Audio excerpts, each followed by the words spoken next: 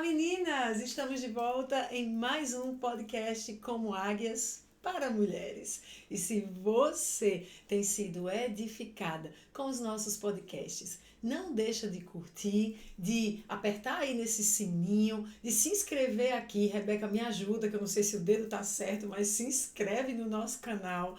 Não deixe de compartilhar com outras irmãs, com outras amigas, com mulheres que também podem ser edificadas. Não guarde para você, mas esteja comigo, conosco, com todas aquelas que vêm aqui em missão, nesse chamado para encorajar mulheres, para edificar mulheres, para que elas continuem avançando, subindo aos lugares altos e realizando o seu propósito de vida. Amém? E hoje esse podcast é tão especial. Eu confesso que eu tô nervosa. Eu já tô aqui assim, tipo, meu Deus, porque, sabe, quando você se sente assim, ó, agitada, porque essa pessoa que eu tô recebendo é muito, muito, muito, muito especial para mim. Todas as outras foram especiais, claro, mas essa tem um lugar diferente no meu coração, entende? Vocês vão entender. Então, muito especial. E ela está aqui hoje, enchendo meu coração de alegria. E o nome dela tchan, tchan, tchan, tchan, Essileuda, Essilete, Escla, Essila, Esila, Esla. Se apresenta, querida, se apresenta para as mulheres que serão tão edificadas com a sua vida. Então, gente, meu nome é Essila, a culpa é dela. Conta aí logo esse nome, que conversa foi essa desse nome? Que eu não sei se vocês sabem, mas o nome dela é misturado, né? Não sei o que, é Diomari.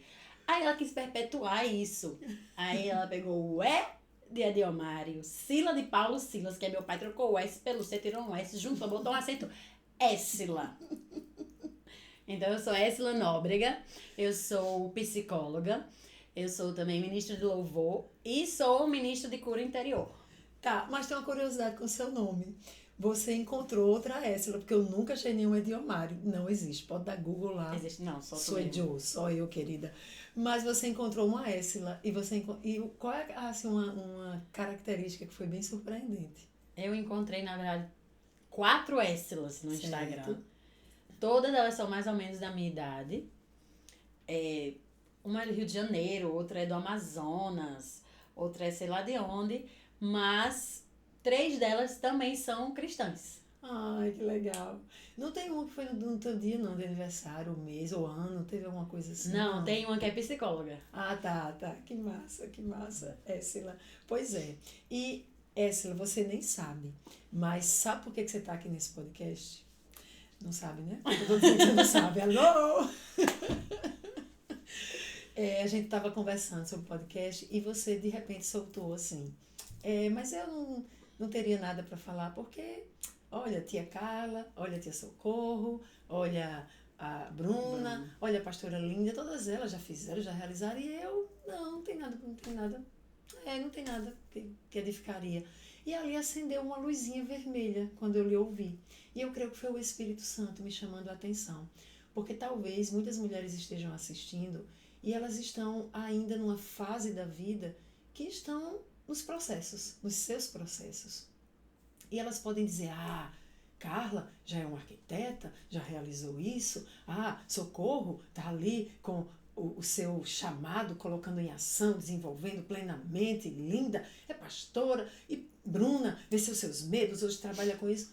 E elas acharem assim, poxa, e eu? O que é que eu tenho? Nada aconteceu na minha vida. Isso é um engano tão grande. Por quê? Porque assim como você já venceu tantas situações na sua vida que tem te feito uma mulher forte, resiliente. Eu já vou chorar. E segura que não tem lencinho hoje. E quando eu pensei nisso, eu disse, meu Deus, quantas mulheres fortes e resilientes que não têm se entregado e que estão nos seus processos caminhando para a sua vitória, para as suas conquistas, mas que já tem muito para edificar vidas. Então, acredito que esse podcast vai edificar, sim, muitas vidas. Acredito você também e que o Senhor possa fluir do seu interior. Amém. Nesse vídeo, através desse vídeo. E você fala aí que você é ministra de cura interior. Você pode dizer para nós Uma situação na sua vida que você se lembre que você carregava uma ferida, você carregava dores, não sei se consciente ou não, mas que interferiam na sua vida. E como você encontrou cura, se é que encontrou, e caso tenha encontrado, como isso transformou a tua vida? Conta pra nós. Então, eu tive uma infância muito tranquila. Obrigada. De nada, querida. E não teve grandes traumas, rejeição, mas não, foi tudo muito tranquilo. E eu nasci e cresci na igreja. Vai fazer a piada? Não vou fazer a piada mais. Não vou fazer a piadinha. E sempre muito envolvida na igreja. E eu lembro que com 11 anos eu já era vice-presidente da União Presbiteriana de Adolescentes. Meu Deus. E eu tinha 11 anos. E eu tava lá sempre muito envolvida com tudo. E tinha muitos amigos. E todo mundo era mais ou menos a mesma faixa etária. Eu acho que eu era mais nova, mas o resto era 1, 2, 3 anos mais velhos que eu. E todo mundo sempre fazia tudo muito junto. E alguns eram vizinhos, então a gente tava sempre junto. Mas em um determinado momento, eu tinha 14 anos. Então, muito nova, mas muito envolvida. Aconteceu uma situação na igreja que envolveu fofoca, boatos, e envolveu adultos, na verdade, porque começou em adultos, a mãe de uma menina, enfim. Começou a espalhar algo sobre mim, que eu tava gostando do menino, que a menina gostava, uma coisa assim. A gente era muito amiga e eu era muito amiga dele e não tinha nada a ver. Mas um dia eu cheguei na igreja e somente ninguém falou comigo. Ninguém dos seus amigos? Ninguém falou comigo. E eu fiquei sem entender. E eu fui pros meus grupos. Quantos anos mesmo? 14. E as pessoas viraram a cara. E elas não falaram comigo. Elas não me dirigiram a palavra. E eu não entendi o que estava acontecendo. E aí acho que 2 meninas e um rapaz foi quem vieram falar comigo. Disseram assim, tá acontecendo isso, fulano, isso, e tá todo mundo muito chateado com você. Eu disse, gente, meu Deus. O que aconteceu? E ficou assim, entendeu? Eles pararam realmente de falar comigo. Não era de falar de ser muito amiga, era de falar. Oi, tudo bom? Boa noite. E aí, os adultos também estavam me tratando assim. E aí, eu lembro que foi muito difícil essa época. Lembro a situação ficou tão grande que um dia a gente foi pro culto e o pastor foi pregar sobre isso. Ele não deu o meu nome, mas ele falou sobre uma situação assim, e ele foi falar sobre fofoca, sobre inimizade, sobre contenda. E eu lembro que eu tava na primeira cadeira, porque eu cantava na igreja, então eu terminei de cantar e desci, era culto de adolescentes. E eu deitei no colo de uma dessas meninas que continuou falando comigo, e eu chorei a pregação inteira. E às vezes o pastor teve que parar, porque o meu choro tava tão alto que tava, tipo assim, ecoando na igreja. E foi assim por um tempo, mais de mês. Assim. Eu fiquei indo pra igreja, servi, mas aquilo foi destruidor. Então, eu sou psicóloga e eu trabalho com adolescentes hoje, e o que o adolescente mais precisa, a maior necessidade dele é a sensação de pertencimento. Então, ele precisa entender quem ele é e onde ele pertence. Então, o adolescente, ele tá em busca de pertencer a algo, a alguém, a algum grupo. Então, imagine que aquele grupo onde eu pertencia, a quem eu pertencia, e que toda a minha identidade, entendimento de tudo, estava formada ali, de repente, não existiu mais. Não existe mais. Na verdade, existe você que está fora. Exato. Então, foi muito, muito dolorido na época. Mas a vida continuou. Então, a vida foi... Vida que segue. Vida que segue. E aí, depois de alguns meses, eu lembro que teve um acampamento na igreja. E sempre acampamento tem um momento de quebrantamento. Aí, algumas pessoas vieram falar comigo, me abraçaram, pediram perdão. Ok, a vida seguiu. Mas... E você não refletia a respeito, você não, adolescente. Eu tinha 14 anos, só foi. É. Coincidentemente ou não, né, entendo os caminhos do Senhor, 1 ano e um pouquinho depois a gente mudou de igreja. Então, por causa da questão do seu chamado e tudo e tal, a gente mudou de igreja. E eu fui pra outra igreja. E eu lembro um dia que eu fui sair, um dia, na verdade, quando a gente tava pra sair. E o pastor sênior dessa igreja que a gente era, ele disse assim, se Ésila sair, eu espero que essa igreja aprenda o que eles fizeram. Eu lembro dele falando isso. Uau. Porque foi uma coisa que envolveu adolescentes e adultos que entraram nessa fofoca, nesse boato, que era, enfim. E se você me permite, guarda aí o que você ia dizer, mas como é terrível o uso da boca. Por isso que Tiago vai falar, né? Que a língua, ela pode ser tão danosa, mais do que um incêndio. Porque você libera ali, eu fico imaginando um incêndio numa floresta, começa com uma chaminha de fogo, vai se espalhando. Quantas vezes nós assistimos vídeos em que não se consegue deter o incêndio, os homens com tanta tecnologia à disposição, mas não se consegue deter, porque o incêndio se espalhou. Sim. E assim é a palavra danosa lançada por uma língua que está sendo usada pelo maligno para causar danos, trazer dores. Meu Deus, como isso é sério, por isso tantos alertas nas escrituras sobre fofoca, sobre maledicência, como precisamos guardar a nossa boca. E você foi ferida assim, quer dizer, no ambiente da igreja, e não Sim. só por pessoas da sua idade, porque isso podia acontecer, a galera ainda cabecinha se formando, imatura, mas por adultos, Sim. usando os seus lábios para maledicência e fofoca. Recentemente, eu acompanhei um grupo de pessoas adultas, e que você viu adultos, mais uma vez, abrindo a sua boca para compartilhar fofoca, maledicência, sabe, causar danos a famílias por meio de uma língua que não consegue, que ainda precisa se converter, ainda precisa passar pelo processo de santificação. Quanta dor, quanto sofrimento e quanta carnalidade, porque você acaba vendo que a pessoa está vivendo muito pela carne, muito pouco pelo Espírito. Que pena, que o Senhor possa ter misericórdia de nós, por mais crentes que falem menos da vida do outro, que falem menos sobre o outro, que falem mais de Deus e peçam mais por misericórdia para as suas próprias vidas. Mas enfim, você... E barrem a fofoca quando chegar, né? Sim. Seja a pessoa que diz, aqui não. Sim, Acabou. muito importante. Nem escuto, nem compartilho. Aqui encerra. Tem não sei se tu lembra, não é um meme, mas tem um postzinho que se replica muito no Instagram, que fala que a pessoa fica muito confortável. Tu lembras qual é? Tipo assim, não me diga porque Maria... Não me diga o que é que Maria estava falando mal de mim. Me diga porque ela ficou tão confortável de falar mal de mim na sua presença. Isso. Meu Deus, como ela ficou tão confortável, né? E você não barrou, e você não parou. Então, realmente, que esse podcast já sirva para esse alerta, para todas nós, especialmente mulheres que têm uma tendência de falar tão mais palavras do que os homens, né? Que tenham cuidado com a língua, com a boca, que saibam barrar conversas que não edificam, porque a palavra diz que tudo o que for santo, puro, louvável, nobre, seja isso que saia dos nossos lábios, que a nossa língua não seja um fogo devorador de vidas, mas que seja para a edificação de vidas, fonte de bênção para vidas. Meu Deus, estou pregando, mas volta para o podcast. Meu Deus! E aí você carregava isso. Você estava em outra igreja. Eu fui para outra igreja, vida seguiu. Eu fui para outra igreja, a vida seguiu. Enfim, as coisas foram passando e você vai vivendo. Sua vida vai acontecendo, né? E vem ensino médio, vestibular, não sei, todas essas coisas ficou.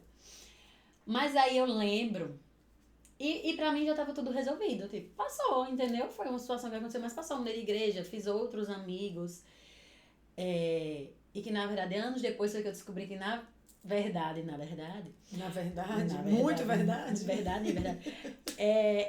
verdade, eu não tinha feito. Você gosta de na verdade, querida? Vamos fazer assim, na verdade, 10 vezes. Eu não tinha feito outros amigos assim, porque eu passei a me privar de fazer amigos. Sem perceber. Eu não percebia. Tá. Quando é que vira a chave? Quando é que você percebe? Então, uns 10 anos depois. Meu Deus. Literalmente 10 anos. Isso aconteceu quando eu tinha uns 14. E eu lembro que quando eu tinha 20 anos, eu fui participar de um grupo, se chama Grupo M. Certo. Que era um grupo que a gente saiu pelo Brasil fazendo evangelismo. Através de música, de teatro, e a gente viajou o Brasil fazendo evangelismo. E no primeiro dia a gente tinha um culto da fogueira, que a gente chegou lá, era gente do Brasil inteiro. E a gente ia se apresentar. E a minha apresentação foi essa. Meu Deus. Boa noite, todo mundo. Meu nome é Essla, eu sou de João Pessoa, na Paraíba. E eu sou antissocial. Meu Deus, olha como tu se definiste. Eu só não gosto dessa coisa de ficar grudado, de vir, ai, amiga, a gente dormir junto, pra que vir me dar bom dia, perguntar como eu tô. A gente tá aqui. Essa foi a minha apresentação. Então não vim aqui pra ficar amiguinho, não gosto disso. Foi assim a minha apresentação. Eu não gosto disso, eu não gosto de estar com gente toda hora, entendeu? Eu vim aqui porque Deus mandou eu vir e eu tô vindo. Mas não sou essa coisa de pessoas de ficar com gente toda hora, não. Esta foi a minha apresentação. Deus. Como aquele povo ainda falou comigo depois disso, foi um milagre. É verdade. Entendeu? E na verdade, no outro dia, todo mundo veio me dar bom dia, Essa, como você está? Você está tudo bem? Deus. Pois eles Você me é quebraram misericordioso. assim, eu tenho amigos Com maravilhosos. Mas, e aí era assim que eu me definia, não gosto de estar com gente Tu uma sanguínea, né? sanguínea, hemorrágica, e que na adolescência, né, antes de tudo isso acontecer, eu vivia grudada Verdade. nas pessoas. Verdade. Eu lembro que eu chegava da escola, já ia pra casa de uma amiga que era vizinha, e depois ia pra igreja, e depois estava junto, Não, dormia. dormia na casa de todo Não, mundo. Eu lembro que teve um dia, eu acho que eu, tipo assim, eu saí de casa na terça de manhã pra ir pra escola, e eu só voltei pra casa na outra semana, porque todo dia eu dormi na casa de uma amiga, e fui pra escola com a amiga, e depois fui pra igreja com a amiga, e fui pra escola com a amiga, e dormi na casa da minha amiga, e era assim, E como um incidente na sua vida lhe mudou. completamente. A ponto de você achar que era outra pessoa. Só que isso, eu não achava que tinha sido isso. Eu realmente entendi aquela identidade como minha. Então eu era essa pessoa, não gosto não, tá grudada esse negócio de melhor amiga que sai, festa do junto, não sei o quê. Não sou essa pessoa, não gosto disso. E aquilo virou uma verdade absoluta pra Meu mim. Deus. Não era que eu tava falando isso pras pessoas, eu me via dessa forma. É a tal da crença limitante que você começa a se ver a partir do que você acreditou. Então eu realmente me percebia assim, e eu agia assim, e eu me entendia assim.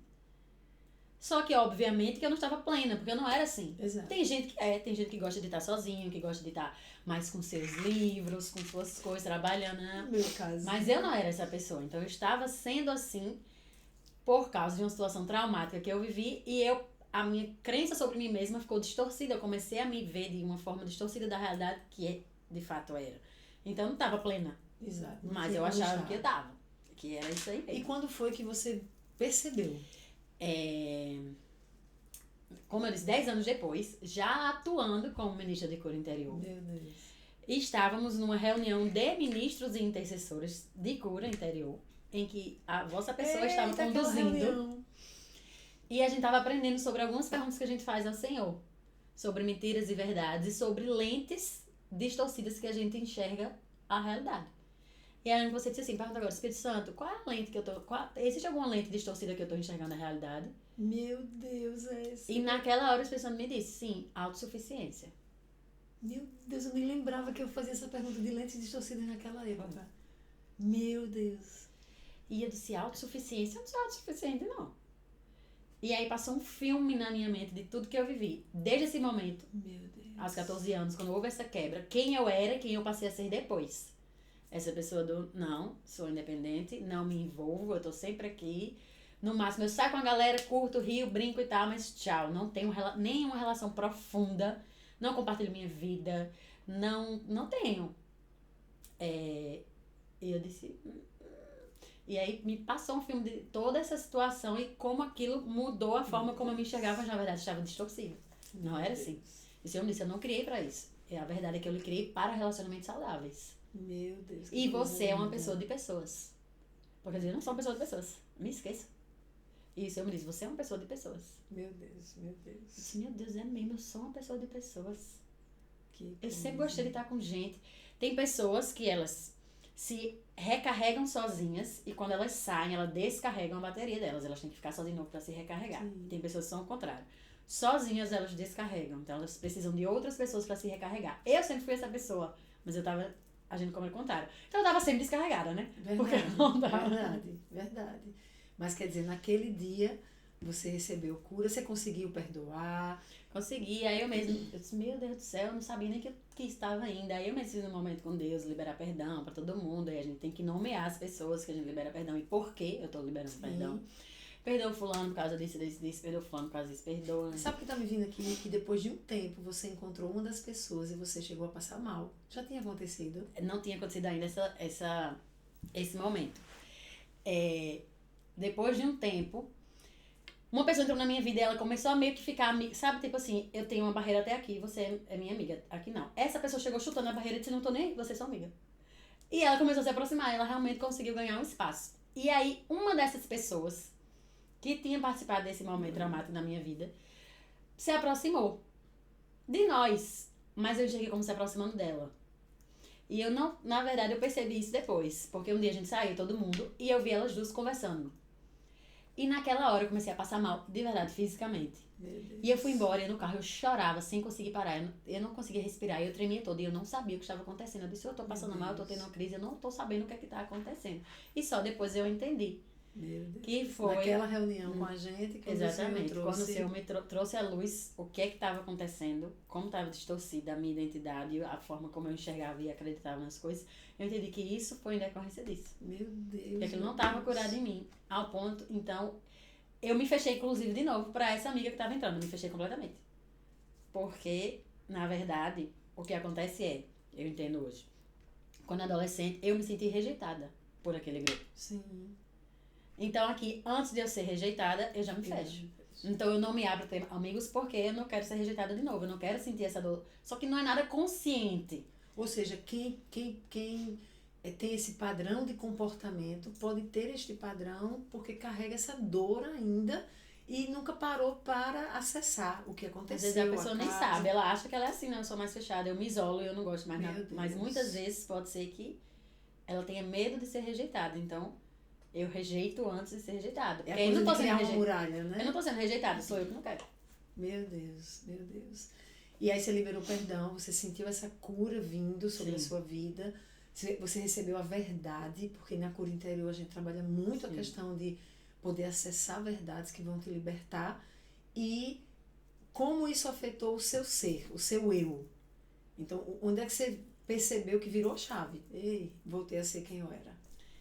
Pois é, então eu tava acreditando na mentira da autossuficiência e a verdade que o Senhor liberou pra mim foi: eu criei você pra relacionamentos saudáveis e você é uma pessoa de pessoas. Então eu comecei esse processo comigo mesmo, de orar, liberar perdão e começar a me permitir ser essa pessoa de pessoas. E aí eu lembro que um dia eu tava com um grupo de amigas, pouco tempo depois disso, na casa de uma amiga, e era tipo assim, uma sexta-feira. E a gente disse, vamos jantar na casa dela, fomos umas 5 amigas jantar. E a gente jantou e ficou conversando e compartilhando a vida até umas 5 da manhã. E eu lembro que nesse dia eu voltei pra casa dirigindo, era 5 da manhã, o sol já tava nascendo, já tinha gente correndo na praia. Eu pensando, meu Deus, que coisa doida. Voltei a viver aquilo que... E a minha sensação era disso, sabe? Sou eu. Que massa, que 10 legal. anos, literalmente 10 anos perdidos, mas a minha sensação era que eu tinha voltado Meu Deus. pra essa essência que tinha se perdido. E aí depois disso, voltei a me abrir e hoje eu tenho amigas que são amigas, que se eu tropeçar no meio da rua, posso mandar pra minha gente, tropecei aqui no meio da rua, pelo amor de Deus, que vergonha. Eu não tinha isso. Sim. Eu não tô dizendo que todo mundo tem que ter, mas eu era essa pessoa Que precisava, disso, pela sua estrutura. e não sabia, na verdade eu tava nesse lugar contrário. E aí, só que não foi do dia pra noite, às vezes foi difícil, né? Às vezes eu dizia assim, eu queria compartilhar uma coisa, mas eu não quero incomodar. Ah, mas essa para, não é incômodo, não, amiga, é isso, tu compartilha. Não, mas é porque eu não queria perturbar vocês, não queria incomodar. Menina, fala! Então, Você teve que reaprender a viver uma relação de amizade. Reaprender. Realmente. Isso aí. Eu tive que reaprender como é uma amizade. Tive que me deixar ser ensinada pelas minhas amigas. Que muitas vezes vai dizer assim, é assim, ó. Você abre a boca e fala. É assim, ó. Você vem aqui. É assim, você pode compartilhar. É assim. Muito. Então, elas também foram essenciais nesse processo de me reensinar a ser e ter amiga. E você de estar disposta a passar por esse processo de reeducação. Que não é fácil. É isso aí, não é fácil. Porque dos 14 aos 24, eu tava nessa. Só saía comigo e com seu Só saía com vocês. E eu tava sempre com vocês. E por um lado foi bom. Sim, o Senhor sempre transforma o mal em bem, né? Mas foi muito difícil. Às vezes era tipo assim, realmente voltar pra esse lugar de ser eu foi sair de uma zona que eu estava confortável, que era uma prisão, mas eu estava confortável naquela prisão. E há pessoas que estão em zonas de prisão se sentindo confortáveis e por isso permanecem lá. Sim. Também tem isso, né? Sim. E não conseguem essa força para reagir. Mas o que eu acho massa em você é que você tem manifestado essa força de reagir. De quando acessa algo e descobre como foi esse caso, peraí, então esse não é meu eu. Peraí, então eu tenho que resgatar algo aqui, eu preciso fazer algo a respeito. E você vai lá e luta bravamente e faz. Por que eu digo isso? Porque chegou um determinado tempo na sua vida que você viveu uma situação muito mais difícil, muito dolorosa e mais uma vez envolvendo a questão de relacionamento, né? Só que agora um relacionamento bem mais expressivo, um relacionamento conjugal. Mas antes de falar sobre ele... Spoiler! E essa é a primeira vez Eu tô vendo que você se mexe bastante. Você herdou de mim. Eu sou um pouco expansiva e eu sou grande, né? Que tu me fez com 2 metros de perna e braço. E, Silei, tudo começou... Você falou da AM, né? É da AM, né? A AM. AM. Que é a Escola de Ministério de Música e Evangelismo. Isso. E você com 20 anos estava tendo a coragem aí de deixar um curso de direito, você estava no 5º período. Sim. E servia ao Senhor. Você começou a ir para rodar o Brasil dentro de ônibus, passando mal. Eu não sei se dá tempo da gente abordar aqui. Se você conseguir rapidamente, assim, o que é que foi muito forte ali na AM para você? Como você viu essa Éssila que não se entregou, que não se rendeu, que enfrentou o que precisava ser enfrentado? Enfim, o que você lembra ali da AM? Fui pra AM na força da obrigação, porque eu entendi que Deus tinha me chamado pra ir. Tá. Mas eu não gostava daquilo. Na verdade, eu amava o meu curso. O meu sonho era toda a minha vida era planejada e voltada para o meu curso. Para ser juíza, né? Para ser juíza, exatamente. E eu entendi que Deus estava me chamando para ir para aquilo ali da AM. E eu não gostava, eram os musicais de coral, eu nem gostava de cantar, eu gostava mesmo era de dançar, eu não sabia hip hop. Então foi assim, Deus que disse vai, eu disse estou indo por obediência. Inclusive eu disse eu estou indo por obediência, mas não tô gostando não, viu? Mas eu fui. E a AM, assim, foi um divisor de águas na minha vida. Sim. Minha vida toda, ministerial, profissional, tudo é antes e depois do que eu vivi na AM. Meu Deus. E na AM, inclusive, eu fiz amigos que eu levo até hoje no Brasil todo. Porque aquela Islândia social foi bem quebradinha lá por eles. Ali Jesus já estava começando a trabalhar o vaso. Já. Só que na AM, antes de ir pra AM, eu já tinha descoberto uma doença chamada Síndrome do Vaso Vagal. Em que eu não podia fazer um monte de coisa, senão eu desmaiava. E podia chegar a ter convulsões. Nunca tive, graças a Deus, mas desmaiava. Então, calor muito forte, desmaiava. Batia. Esse batida do cotovelo que eu dei aqui, eu pensei na hora, eu disse, meu Deus, se eu tivesse síndrome do vaso vagal aqui, tinha acabado o podcast, porque eu tinha desmaiado. Susto, era um monte de coisa que eu não podia fazer. E na AM era muito esforço. A gente tava o tempo todo em pé, monta palco, desmonta palco, anda pra um lado, anda pro outro, caminha. Era muito esforço. O que aconteceu? Eu desmaiei em todas as cidades do Brasil pra onde eu fui, entendeu? Teve um dia que a gente estava fazendo uma apresentação, a peça era Apocalipse, eu era Laodiceia, então eu estava lá no meio, porque eram 3 igrejas de um lado, 3 igrejas do outro, e eu estava no meio, segurando a cruz, bem plena. E lá da mesa de som e luz, a minha líder viu que eu estava ficando branca, e eu estava pensando, eu vou desmaiar, Jesus, me segura aqui. Meu Deus. A minha líder passou um rádio para quem estava atrás, fecha a cortina agora. No meio da peça, ele só deu tempo de fechar a cortina, eu já caí no palco. Meu Deus. Aí lá só tira essa, levanta as pernas, porque caía e tinha que levantar as pernas para o sangue voltar a circular. Foi assim. Pai. Hospitais. Muitos. Eu fui para uns 3 hospitais em Brasília. Eu fui para hospital no interior. Eu fui para uma UPA no interior do Paraná. Meu Deus, com 20 anos. Que não podia entrar acompanhante, então eu entrei sozinha. E o pastor Ron, que era o pastor da AM, ficou lá de fora me esperando. Eles botaram remédio na veia. E de repente saiu todo mundo da sala. Eu vi um gritaria e saiu. Beleza, eu tô lá, me recuperando. Quando eu olho, meu sangue tá voltando assim, subindo. Eu disse, algo de errado não está certo. Eu chamei, não veio ninguém. Eu saía andando, carregando um negócio pela UPA. Não tinha uma pessoa. Aí achei um segurança. Eu disse, moço, tem um enfermeiro pra vir ver aqui, porque meu sangue tá voltando. Ele fez, não, é porque uma pessoa atentou contra a própria vida. Então todo mundo foi pra lá. Eu disse, ok. Quanto a mim... Aí eu voltei pra sala e fiquei olhando, será que eu vou morrer de hemorragia aqui? Porque meu sangue não parava de subir. Eu não fazia ideia, nunca tinha visto, eu estava sozinha. E eu peguei e arranquei. Meu Deus. Arranquei a seringa. Achei um band-aid lá, botei o band-aid, pressionei, peguei a seringa, joguei fora no negócio de material de hospitalar e fui embora. O segurança, eu disse, moça, eu vou embora, porque terminou o remédio, meu sangue voltou, não tem ninguém. O segurança disse, vai, minha filha. E eu fui embora. Meu Deus. E foi assim. Ou seja, e assim foi esse tempo de M. Foi. Eu lembro que quando você veio para João Pessoa em férias que teve, né, já pertinho do fim do ano, e a gente foi orar. Lembra disso? E uma irmã disse, olha, se ela voltar, ela volta no caixão. Foi. Meu Deus. Mas o que eu até hoje isso fica de lição, sabe, Éssila? É que se não tivesse tido essa palavra tão clara do Senhor, você teria voltado, você teria continuado enfrentando aquela situação. Sim. Ou seja, enquanto você esteve na AM, não foi a coisa mais fácil, não estava tudo maravilhoso, você estava lidando com a enfermidade física mesmo, uma debilidade, uma limitação física que trouxe transtornos muitas vezes para o grupo. Isso era péssimo, porque eu me sentia um peso. Eu disse, meu Deus do céu, já teve um dia que eu disse, eu não vou dizer. Eu tava sentindo, eu disse, eu não vou dizer que eu vou desmaiar, eu não vou dizer. Porque, pelo amor de Deus, vai apresentar alguém, eu não vou dizer. Mas aí a minha líder Deus deu um olhar muito especial pra ela, que ela olhava pra mim, ela disse, ela tá passando mal, né? E eu não podia mentir. Aí eu, não, mulher, tá tudo bem, vai dar tudo certo. Ela, tá passando mal, eu disse, mas vai dar certo. Ela pegava na minha mão, já vi que eu tava gelada, disse, pode sentar. Alguém pegava, alguém me pegava, não sei o que, eu ficava me sentindo um peso pro grupo. Pois é.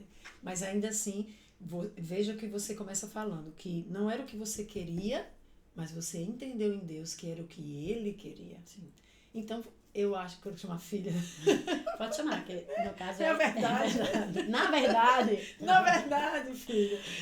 É isso de entender um comando do Senhor, porque os planos dele são perfeitos, a vontade dele é boa, perfeita e agradável, e os planos dele são de te fazer prosperar, de te dar um futuro. Então, entender isso, Deus tem um plano, e Deus está dizendo, faça. E você, mesmo sem querer, você foi lá e fez o que precisava. E mesmo sendo provada, indo em hospitais, sozinha, sem família, e entende? E você permaneceu, e você só parou quando o próprio Deus disse, agora mais não. É como se, eu não sei, mas eu falando agora com você, como se Deus estivesse te provando, né? E dizendo, você vai mesmo obedecer, você vai continuar nessa posição, até que o cutelo foi levantado, e você lá como Abraão, dizendo, eu farei. E ali tão perto da morte, a ponto de Deus precisar liberar uma palavra de que chega, senão volta no caixão. Isso é uma vida de obediência. Isso é uma vida de disposição, de renunciar o próprio eu para viver os planos e propósitos de Deus. E eu acho que muitos não estão dispostos a isso. Então, esse testemunho já é edificante. Já saiba que certamente está falando a pessoas que ainda estão muito agarradas à sua vontade, àquilo que lhe é confortável, ao que lhe dá prazer. E essa não é a vida que Deus nos chamou a viver. Eu sei que ali no M você foi despertada para a batalha espiritual, sozinha. Você vindo de uma igreja presbiteriana, depois uma igreja batista, em que não se abordava essa temática, e nasce ali uma valente, sem temer o inimigo. Conta algo rápido aí nisso. Eu não lembro, não sei exatamente o momento que começou, mas na EMA a gente era dividido por quartos. E o meu quarto a gente brincava que... E não foi a gente que escolheu. Foram os líderes que escolheram, era só gente que não se conhecia. Meu quarto a gente brincava que era o quarto do fogo. Porque eram as batistas mais... Né? Exatamente. E aí um dia me veio o desejo de convocar pessoas pra gente acordar 1 hora mais cedo. 7 horas a gente tinha que estar no refeitório. Então a gente acordar às 6 e ir pra... Lá a gente morava no Palavra da Vida, no Paraná, e tinha uma área de floresta. E ir pra lá orar. E eu perguntei a uma líder se podia, ela disse, pode. E eu chamei algumas pessoas, e só que eu lembro que eu orei. Eu disse, Deus, que só vá quem realmente é pra estar ali. Quem não for, eu lembro, vou contar isso aqui. Tá. Que eu disse, quem não for e for pra ali, mas não é pra estar lá, que o Senhor deu uma dor de barriga, a pessoa não conseguiu ficar. Primeiro dia de reunião da gente foi um grupo. O grupo da gente eram 30 pessoas, foram 15. E a gente tava ali orando e de repente uma pessoa e essa pessoa tava lá e disse, essa pessoa não era pra estar aqui. Porque ela não queria, não era. E aí ela saiu, foi embora. E depois alguém chegou pra mim e disse, essa fulano foi embora porque disse que deu uma dor de barriga nele. Ele foi embora. Ou seja, Deus responde a oração. E ele não voltou. E a gente começou a se reunir todos os dias pra orar. E ali, eu já era batizada no Espírito Santo. E acho que mais 2 pessoas só. O resto não sabia nem o que era isso. Mas a gente ali foi ter momentos que começava a orar em línguas e orando e adorando. E era só isso. A gente tava orando, se consagrando o lugar. E pessoas foram sendo batizadas ali. Ai, então, uma amiga, lembra, ela foi batizada em línguas, em visão e profecia. Meu Deus, Éssila. Porque uma menina, né? Não era pastora, não tinha, né? Não tinha o título de profeta, nem de nada disso, mas só o desejo de buscar a Deus como Deus vem e se manifesta. Meu Deus, que coisa linda. E aí aquele grupo começou a acontecer isso, e várias pessoas começaram a ter visões. E outros começaram a ter sonhos. Eu lembro de uma noite que eu tive um sonho e o sonho terminava na metade. E no outro dia, quando eu fui contar, um menino depois eu tive a continuação do sonho e outro teve a continuação do sonho. Foram 3 pessoas que tiveram um sonho que completava o outro. Meu Deus. E aí alguns sonhos e visões eram relacionados à atuação maligna naquele território.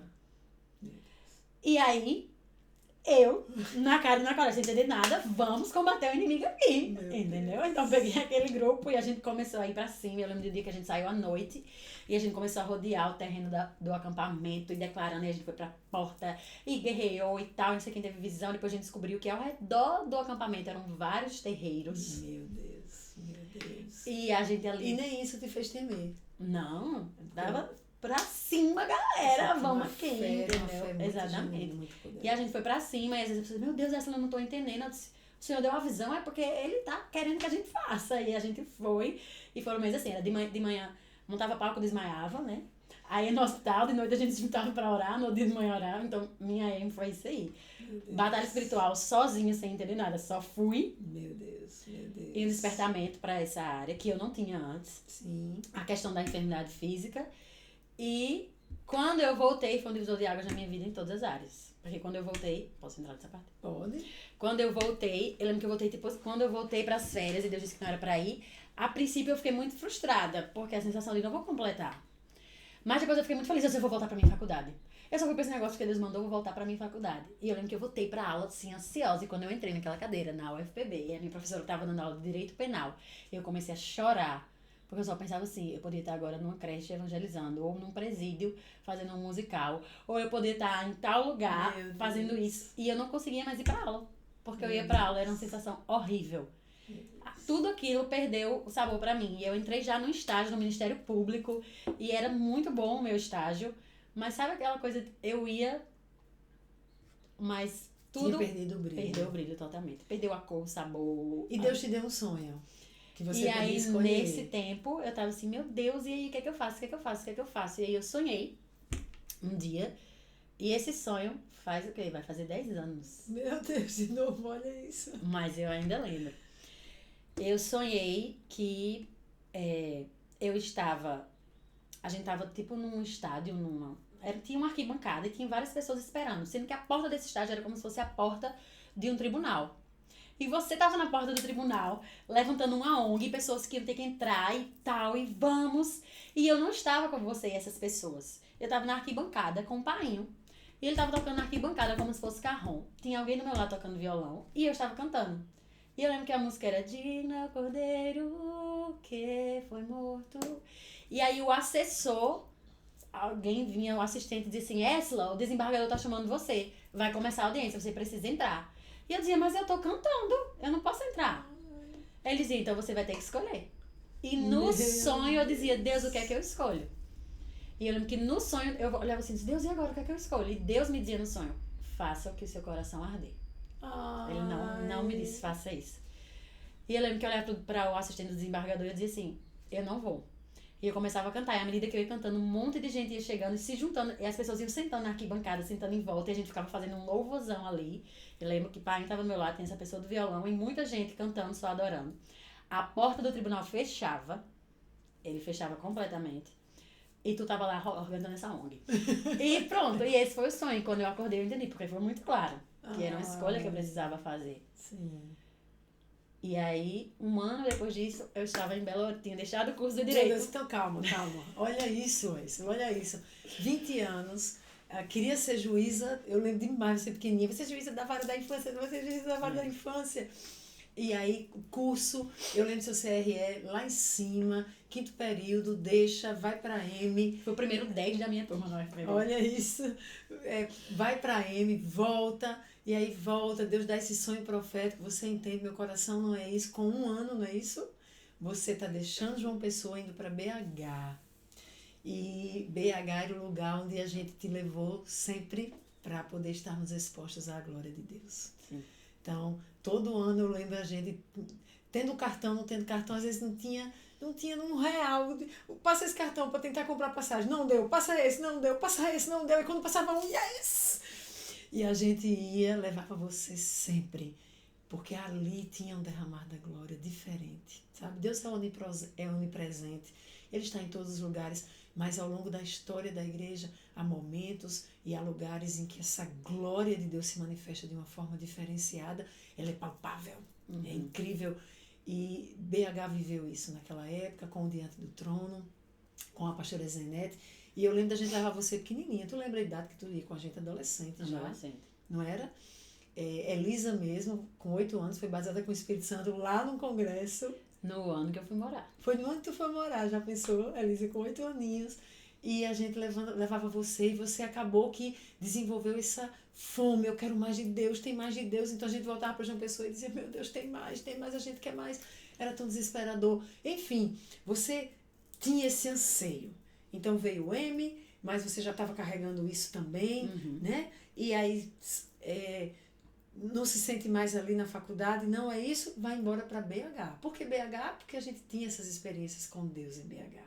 BH era esse lugar que gritava, a glória de Deus está aqui. E aí você vai e você se matricula no seminário, você vai para uma igreja e lá já se torna o quê? Conta aqui rapidamente que a gente ainda não chegou no X desse podcast. Meu Deus.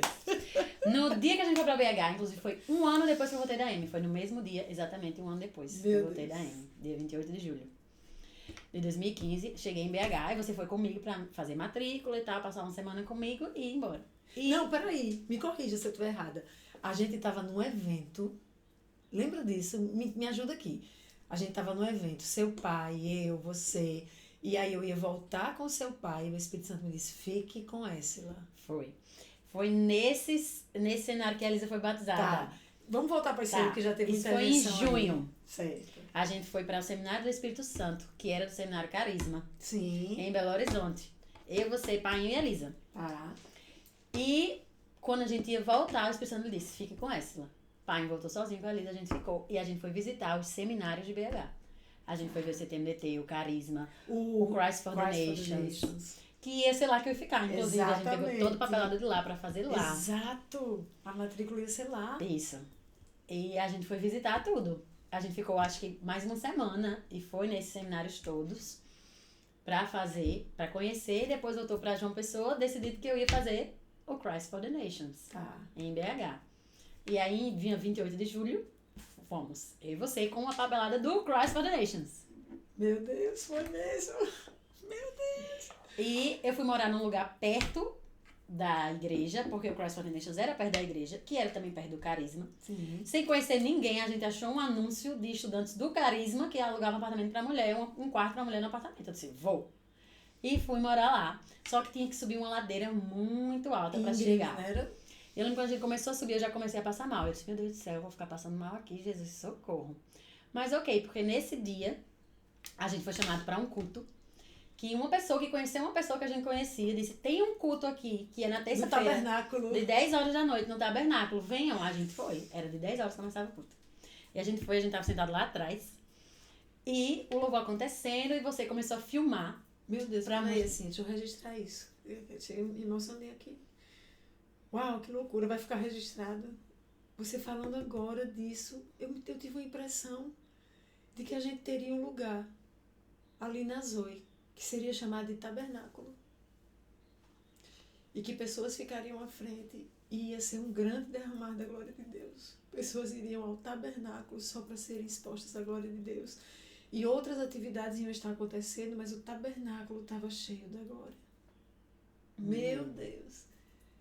Me veio em segundos, tu falando. Não chora que acabou lá em cima. Meu Deus, vai ficar registrado aqui. Tá, mas vamos lá, a gente foi pro culto do tabernáculo. E aí tu tava filmando, porque era muito diferente. A gente vinha de igreja de parede branca. Sim. Bem tradicional, e lá eram luzes e tal. Então, tipo, filmar que teu pai vai adorar isso aqui. E tava filmando, e eu lembro que o pastor Ryan pegou o microfone, ele falava português enrolado com inglês, e ele disse, tem uma pessoa aqui tem uma doença no coração e o Espírito Santo disse que vai curar hoje. E a gente tá sentado. E eu bem com o Paulo, né? E tu bem filmando pra mim. E a gente tava na última fileira. E ele insistiu. E ele disse, tem uma pessoa aqui que o Espírito Santo disse que o culto só continua quando ela vier aqui, porque ela vai ser curada hoje, é uma doença no coração. Eu não sei o nome dessa doença, mas é uma doença no coração, na circulação, na respiração, é tudo isso, é uma doença. E a gente daqui, eu disse, gente, cadê essa pessoa? Se fosse eu já tava lá. E ele insistiu muito tempo, porque essa pessoa não aparecia. De repente, a minha barriga começa a queimar. Eu nunca tinha experimentado isso. E queimava, eu senti uma coisa queimando mesmo a minha barriga. Meu Deus. Queimando muito. E aí me caiu a ficha, sou eu. É a síndrome do vaso vagal que no ano anterior me fez desmaiar tantas e tantas vezes enquanto eu... Esse sou eu, essa doença no coração e na circulação. Era isso. E era uma doença que não tinha cura, não tinha tratamento, não tinha remédio. Não tinha, era aprender a viver e tentar minimizar os danos. Quando cair, levantar as pernas. Se tu vai desmaiar, já levanta as pernas. Eu lembro que um dia eu bati a cabeça, pai me empurrou assim, ó, pra levantar as pernas, que se eu não desmaiei, eu bati. Eu lembro que você já tinha tido um episódio parecido com epilepsia. na casa de Com a epilepsia Vanessa. não, que era epilepsia, parecido com a convulsão. Convulsão, com convulsão. Foi, mas não cheguei até a convulsão, né? Mas foi Mas que parecido, foi que tu se desesperador pra assustou mim. muito. Então, essa doença era isso. E aí, quando ele falou, quando minha barriga começou a queimar, Caio, eu fiz, sou eu. E eu virei pra todos e disse, mãe, sou eu. E tudo assim, então vai lá. Assim. E continuei filmando, E né? continuou filmando. E o pastor Ryan perguntou, cadê você? E eu levantei a minha mão, e eu não sei como ele viu, porque a gente tava lá atrás, e ele disse, vem aqui. Eu disse, vou. E quando eu comecei a dar um passo, ele fez, para. Eu vou contar até 3 e você vai vir correndo. Você crê que Jesus pode lhe curar? Eu disse, creio. Ele fez, quando eu contar até 3, você vai correr. Correr era uma coisa que eu não podia, porque eu corria e desmaiava. Aí ele fez, 1, 2, 3, corre. E eu lembro que eu saí correndo, e eu não lembro de chegar nele, porque eu só lembro dele estender a mão e dizer, recebe sua cura em nome de Jesus. E quando eu acordei, eu tava no chão, todo mundo aplaudindo, todo mundo gritando. Você tem esse vídeo ainda? Eu tenho um vídeo.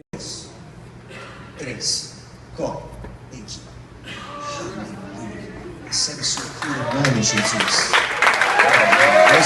Vocês assistirem ela correndo e caindo no chão sob o poder do Espírito, No meu trazendo cura. Primeiro dia chegando lá em Meu BH. Deus. E aí, quando levantou, disse ok, voltei pro meu lugar bem quieta. E aí eu lembro que você tinha orado assim, Deus, é pra ela ficar no Christ for the Nation mesmo. Porque eu não quero que ela fique sozinha, eu quero num lugar que ela vai estar em família. E aí quando terminou, o pastor veio falar comigo. E aí ele fez, essa aqui eu disse, oh, é essa. E a pessoa que chamou esse pastor, essa aqui é a pessoa que eu queria lhe apresentar, mas ela já foi apresentada diante de todo mundo. Ele fez, não sei o quê, conversou, e você disse, não, ela vai fazer seminário. E aí ele falou assim, põe ela no carisma, porque no carisma ela vai estar em família. Uau, que linda. E aí, naquela noite, a gente entendeu que foi a resposta que você pediu, a gente mudou tudo no outro dia. As documentações de carisma eram outras, a gente teve que ligar pra João Pessoa, conseguir por fax, escaneamento, não sei o que, pra conseguir mudar a papelada pra eu me matricular. E sabe- quando eu comecei o seminário. E sabe o que eu acho massa? Que é uma loucura. Eu passei com emoção, né? O Senhor vai ali testando fé, obediência, mas você sempre se lançou. Eu nunca tive dificuldade de você dizer, não é o que eu quero, não é o que... Eu pensei, você era louca pelo Christ of the Nations, por causa Christ, né? Christ for the Nations. Por causa do inglês, que você sempre foi muito fluente, muita facilidade. E o carisma não tinha essa pegada, não tinha essa oportunidade que o outro teria de você fazer um estágio lá nos Estados Unidos. Mas em nenhum momento você sequer questionou. Era tipo assim, Deus está falando, eu vou. Deus está falando, Deus vou. Então, uma vida de muita obediência, de muito temor ao Senhor e obediência. Isso é muito lindo e eu realmente espero que encoraje mulheres a estarem mais sensíveis, a ouvirem o Senhor e obedecerem, porque de fato Ele tem o melhor, porque de fato Ele surpreende, de fato Ele fala, de fato Ele faz, e você carrega a sua cura até hoje. Não foi um momento, Não. você viveu os anos ali em BH, eu lembro que você dizia, mãe, eu subo a ladeira, e tem dia de eu subir correndo por causa de alguma situação, de repente uma eventualidade, mas não passo mal, eu estou curada. Nunca mais tive. Desde o dia 28 de julho de 2015, eu nunca mais desmaiei. Glória a Já teve Deus. dias de eu bater o cotovelo com muita força e parar assim, sabe? E nada acontecer. Glória a Deus. E lá em BH, você já é recebida na Batista, Savassi, a Lagoinha Savassi, né? Você já se torna ali, já começa a participar do louvor, da dança, com ministração de dança. Meu Deus, fábrica de artes, como as portas se abriram. Não, Deus fez uma coisa assim. Quando eu vi, Meu Deus. eu cresci assistindo Isa Coimbra dançando o GVD Judiando do Trono. De repente ela disse, ela vem estagiar pra mim, eu tô viajando com ela pra ministrar a oficina. E eu tava assim, Meu Deus, o que é que tá acontecendo? Imagina, quer dizer, você se tornou alguém que caminhava do lado de Isa Coimbra, ela dizendo que precisava passar para você o máximo possível, você ministrando, você viajando para ministrar com ela ministrando uma oficina e você outra, você dançando coreografias que, tipo assim, surreais para a realidade de uma pessoa, e você ali se apresentando, e não só isso, você cantando no louvor ali da Lagoinha. Na Lagoinha. Você um dia cantando na Lagoinha, então eu lembro, disse, meu Deus, é idolatria, o que é isso? Porque foi tão emocionante.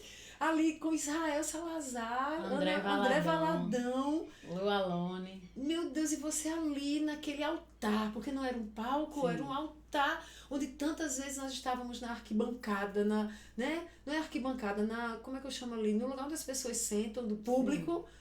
E a gente só ali observando, maravilhados, a glória de Deus se derramando naquele altar. E Deus te levar. E você está ali no altar, ministrando louvor, com nomes tão expressivos da adoração no Brasil. Meu Deus, como Deus fez na tua vida, Essila. Como Deus foi surpreendente. Até que também o inimigo conseguiu fazer algo e lançar uma armadilha tão destrutiva. E aí a gente entra nesse momento, a segunda fase do nosso podcast. Será que esse podcast vai ter que ser dividido em 2? Pois é, tô preocupada aqui, eu tô olhando aqui, ele já tá com mais ou menos uns 40 minutos, 50 minutos. E só agora a gente tá chegando na temática principal dele. Conte pra nós brevemente como a armadilha começou ali a ser estabelecida pelo inimigo. Tava morando em BH e muito rapidamente eu me envolvi em ministério, porque minha vida sempre foi servir, eu não sabia ir pra igreja e ficar no banco. Não consegui. Então, mas não fui eu que fiz. As portas foram se abrindo, Deus foi fazendo, enfim. Tava no louvor, na dança, e eu passei a liderar a intercessão de uma das lagoinhas, né? Que a lagoinha tinha vários bairros. E aí, liderando a intercessão, essa coisa da batalha espiritual tava muito forte em mim. Já tinha passado o treinamento Já tinha passado o treinamento na ANAM. Achei os intercessores doidos, feito eu, que vieram junto. Então a gente começou a ter muitas experiências. E aí eu tive muitas experiências de coisas que eu só ouvia falar e que eu achava que talvez nem existisse no Brasil. Só lia a respeito, né? Só lia a respeito. Ai, meu Deus, a gente tem que fazer outro podcast. Viagem astral, né? Endemoniamento, era o mínimo. Satanista. Foram muitas coisas que eu lidei assim. Não de ouvir falar, mas os meus olhos viram. E você sendo líder em um. Ia sendo líder. E conduzindo o pessoal nisso, e visões, enfim, muitas coisas aconteceram. E ok, eu tava tendo essa vida e essas coisas estavam acontecendo. Até que um dia eu recebi uma visitação na porta da minha casa. E eu lembro que eu estava conversando com o Nelly, a gente morava juntos lá em BH. E a gente tava no apartamento. E isso foi incrível porque antes de entrar no apartamento, antes de chegar em casa, eu tinha sentido um cheiro. E eu identifiquei. E quando você foi para BH, eu lembro que você tem um dom de discernimento de espíritos a partir do cheiro. Era muito forte. E eu identifiquei na hora o cheiro. E eu disse, espírito maligno não passa dessa porta para fora, não entra. Eu dei ordem, proibi e entrei em casa. Depois, né, ele chegou do culto e a gente ficou conversando na sala. Eram umas 11 horas quando eu ouvi uma batida na porta. Aquela batida me arrepiou dos pés à cabeça, só a batida. E eu já entendi que era uma coisa diferente. Só que pela primeira vez na vida, naquele momento, eu senti medo. Meu Deus. E foi um medo que me tomou dos pés à cabeça e eu tremia, o meu corpo não parava de tremer, eu não sabia reagir. E aí eu lembro que eu liguei pra vocês e disse, olha aí, porque tem uma mulher batendo na minha porta, eu tô tremendo tudo, e vocês estavam aqui em uma pessoa. E Nelly foi pra porta e tentou negociar com ela, desculpa, foi barulho, a gente vai embora. E aquela mulher realmente tava, literalmente, né, nitidamente, ela disse assim, não, eu quero entrar pra tomar a saideira. Né? Não, a gente não bebe não, eu sei, vocês não bebem, vocês só rezam. Eu já sei disso. E ela ficava dizendo que queria entrar e tinha alguma coisa pra entregar a gente. Quando ele percebeu que a porta estava aberta, e a mulher não tentou abrir a porta em momento nenhum. E eu entendo que foi por causa da ordem que foi dada antes. Porque quando você quer entrar na casa de alguém, primeiro Exato, e pela insistência dela. E ela ficou muito tempo. E eu liguei pra portaria, disse, olha, tem uma mulher batendo na minha porta. Ela disse, quer entrar, apartamento tal aqui. E o porteiro disse, eu tô indo aí com segurança. E Nelly ficou tentando conversar com aquela mulher pra mandar ela embora. Mas eu me tremi inteira, eu fui pra porta do meu quarto. E eu me tremia tanto, que na minha cabeça tava, eu vou tentar pular pro apartamento de baixo pra fugir. Só que eu morava no 12º andar. Meu Deus. E a minha cabeça tava, eu vou pular pro apartamento de baixo. Só que era óbvio que não ia dar certo, mas a minha cabeça tava uma confusão. Na verdade, você não estava tendo a ideia, você estava sendo setada. E era um medo que eu nunca tinha sentido. E o meu corpo inteiro tremia. E a mulher foi embora, daqui a pouco o porteiro interfone e faz, olha, nós achamos a mulher, ela tá no apartamento de baixo. Mas pelo que eu percebi, moça, era uma perturbação diabólica, viu? Mas a família tá tentando acalmar ela. Meu Deus. Nessa noite eu já não dormi. E aí começou todo o meu pesadelo e a minha luta com o medo. Porque sempre que eu ia dormir, eu tinha essa sensação que eu ia ser atacada. E aí, enfim, só que eu não tenho coragem de dizer isso pra ninguém, porque começou a confusão na minha cabeça. Eu disse, eu tô abrindo legalidade e o medo... Enfim, mas foi uma situação de medo que começou a tomar conta da minha vida. Eu não conseguia mais ficar sozinha. Foi aumentando, aumentando. Eu não conseguia mais ficar sozinha. Não conseguia dormir, não conseguia ficar no apartamento. Não conseguia tomar banho, fechar o olho. Não conseguia, às vezes, estar no carro sozinha. Enfim, comecei a sentir muito medo. Só que, ao mesmo tempo, eu não procurei ajuda porque eu tinha até medo de pedir ajuda. Entendi. Então, eu fui só vivendo, seguindo minha vida. Só que sentindo esse medo e não conseguindo ficar sozinha. Foi neste cenário em que as minhas emoções estavam completamente instáveis e eu não tinha nenhum entendimento, conhecimento sobre precisa cuidar das emoções. Porque a gente cresce sabendo que somos corpo, alma e espírito, mas a gente trata como se fosse corpo e espírito. Exato. Então eu não tinha nenhum conhecimento de psicologia, não tinha nenhum conhecimento de cura interior, eu tinha parte da batalha espiritual, mas não tinha parte da cura interior. Então eu não tinha nenhuma noção de ansiedade, nunca tinha nem ouvido falar disso. Medo. Então não existe isso. Era só relacionado à fé. Ou você é crente ou você tem medo. Não tem duas Não tem o meio termo. Ou é crente ou tem medo. Então, não sou mais crente, não, eu sou crente sim. Então, a minha cabeça estava uma confusão. E espiritualmente eu estava completamente abalada. Emocionalmente eu já estava... Não sei nem o que eu estava. Completamente desequilibrada, né? Completamente. Que não é desequilibrada, você me disse que a palavra correta... É, desreguladas. Minhas emoções Desregulada. estavam completamente desreguladas, mas eu não fazia a menor ideia disso. Eu não sabia nem o que recorrer. Não sabia nem o que era um psicólogo. Não sabia, nunca tive isso. E nesse contexto aí... Aí, nesse contexto, veio a cilada maior da minha vida.